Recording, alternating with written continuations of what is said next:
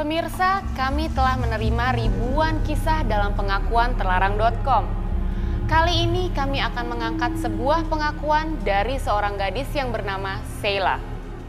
Awal hidup Sheila sangat bahagia, tetapi tiba-tiba dia melakukan hal bodoh yang sangat merugikan dia. Apa yang dilakukan Sheila? Kita akan ikuti kisahnya hanya di pengakuan terlarang.com. Namaku Sheila. Umurku 19 tahun. Sebenarnya di sini aku berasal dari keluarga yang berkecukupan. Orang tuaku sangat mengerjakan aku. Aku adalah seorang anak tunggal. Jujur, sebenarnya kisahku ini sangat membebani hidupku sekarang. Aku nggak bisa membagi ceritaku ini dengan siapapun, teman-teman atau siapapun, dan aku takut mereka pasti menjauhi aku. Tapi aku di sini udah nggak sanggup lagi. Dan akhirnya aku memutuskan membagi ceritaku di sini. Sebagai anak tunggal, aku anak yang sangat paling disayang dan paling dimanja oleh orang tuaku. Apapun yang aku minta, selalu diberikan. Aku nggak pernah merasa kekurangan apapun. Dan aku adalah satu-satunya harapan orang tuaku di keluargaku. Karena aku di sini sebagai anak tunggal. Dan pada suatu ketika, teman aku mengajak aku pergi keluar. Papa mama mengizinkan. Karena papa mama mengenal teman dekatku ini yang bernama Yuri. Sheila, ada Yuri nih sayang. Ya, Ma. Hai. Tapi aku nggak bilang kalau aku mau kemana. Aku nggak cerita mau kemana. Karena Yuri tidak mengatakan kepada aku kita akan pergi kemana. Deh, tapi janji ya, jangan pulang malam-malam. Siap, Mama. Oke? Sheila berangkat ya, Ma ya? Oke sayang. Dadah, Mama. Makasih Tante. Iya, berangkat ya, sayang. Ya, udah.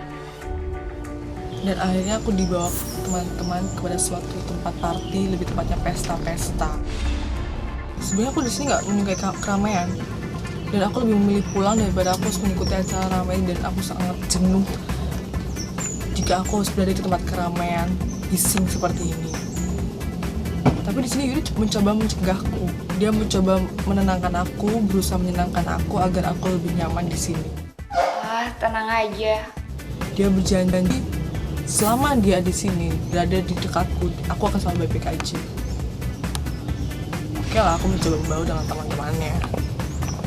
Dan sampai seorang teman Yuri menawarkan sesuatu. Mau sesuatu nggak?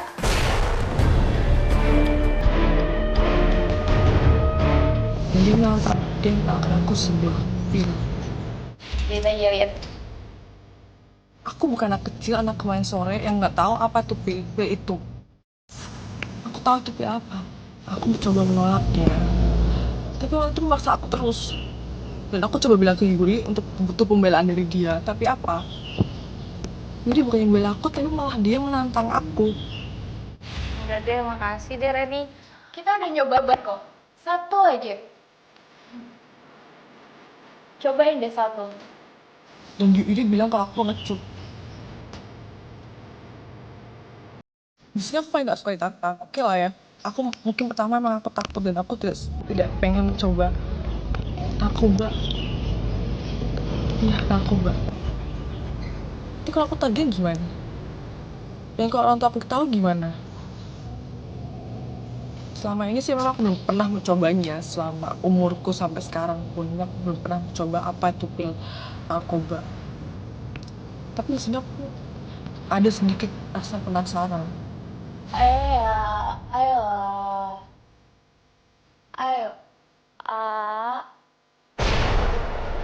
Dan apa aku nggak percaya semua ini? Aku ternyata berani mencobanya. Kamu pasti bakal suka. Awalnya aku merasa bersalah, sangat bersalah dalam hati. Aku cukup terakhir kali ini aku mencobanya. Tapi yang ada godaan terus aja datang. Ada aja cara temanku untuk mengajakku mencoba dan memakai itu lagi. Memakai barang haram itu lagi.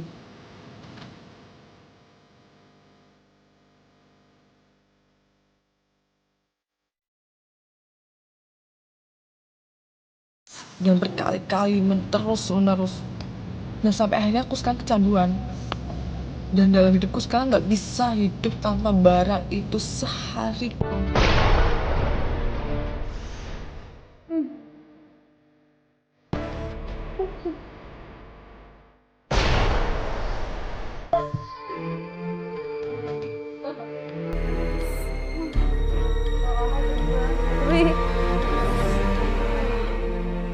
Uang bulananku dari orang tuaku sampai nggak cukup untuk membeli barang haram itu. Dan sampai aku menjual barang-barang yang ada di punyaku, aku terus sampai jual barang haram itu. Nih, cukup kan itu? Berapa ini? Kurang nggak? Aku udah kasih kalung. Lu minta apa lagi sih? Gimana tambah HP lo? Dan sampai akhirnya semua barang-barangku habis, nggak ada barang yang mesti aku jual lagi. Pernah terlintas di pikiran aku, di kepala aku sampai ingin menjual tubuh aku, menjual harga diri aku hanya demi barang itu. Karena aku saking butuhnya, saking bener-bener nggak ada barang lagi yang bisa aku jual, nggak ada duit. Dan aku pun mencoba pikir-pikiran untuk menjual tubuhku ini. Tapi Yuri mencoba mencegahnya. Yuri mencoba menjanjikan aku bahwa masih banyak cara untuk bisa mendapatkan uang dan mendapatkan barang itu. Dan dari awal itulah saya mulai berbohong kepada orang tua saya. Mama, minta uangnya, Ma. Ya sayang, Saya minta uang. kan kemarin habis dikasih. Udah habis, Ma. Habis? Ya, habis. Ini, Ma. Yang banyak. Ini udah banyak. Segini doang? Buat apa, Mas? Segini nggak cukup. Biasa juga segitu sayang. Kayak segini tuh kurang, Ma. Sayang itu juga udah lebih dari biasanya. Minta bayaran untuk kuliah lah dan lain-lain lah. Dan sampai akhirnya aku pernah mengambil uang yang disimpan oleh mama di kamarnya, di lemarinya.